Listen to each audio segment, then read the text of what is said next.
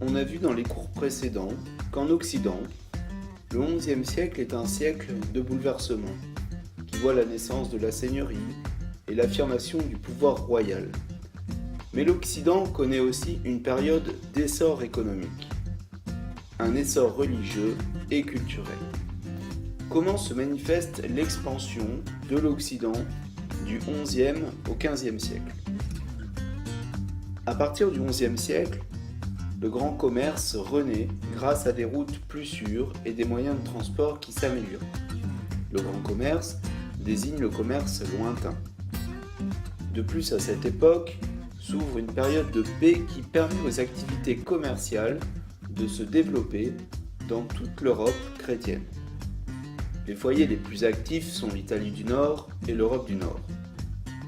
Au XIIe et XIIIe siècle, les marchands italiens et les marchands de Flandre et d'Allemagne se rencontrent dans des foires dans lesquelles ils échangent des étoffes, des épices, des soieries. La foire est un grand marché qui se tient à date fixe dans un lieu donné.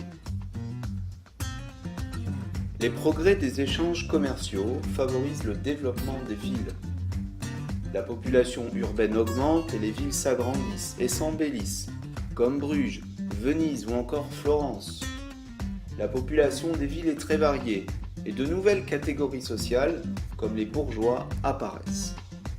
Un bourgeois est un habitant des villes qui n'est ni un clerc ni un noble et qui dispose de certains revenus. Ce sont souvent des artisans et des marchands. Created using Powtoon.